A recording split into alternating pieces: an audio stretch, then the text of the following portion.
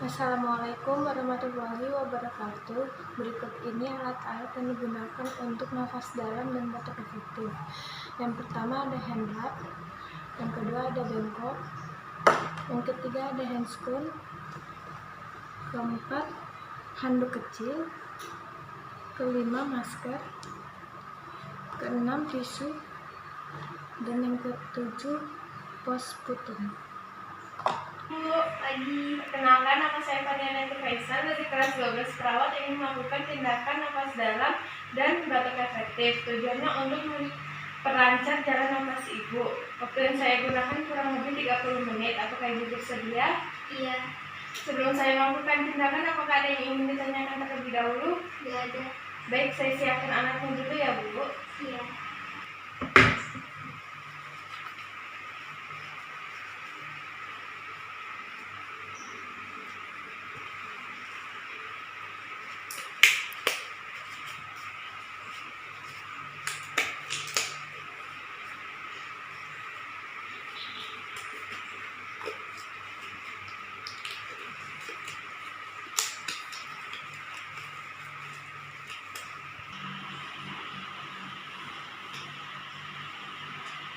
Sampai sini ya Bu.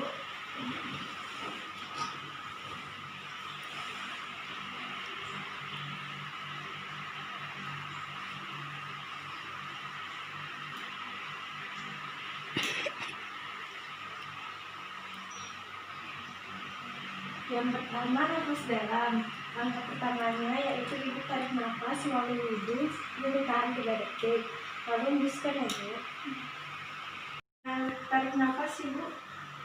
1, 2, 3. Hembuskan melalui mulut. Ulangi lagi. Tarik nafas ibu. 1, 2, 3. Hembuskan.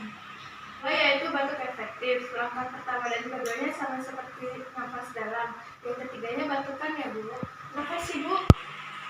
Tahan 1, 2, 3. Hembuskan. Tarik nafas lagi. 1, 2, 3. Hembuskan.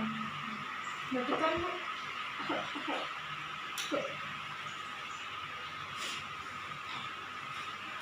Misi ya.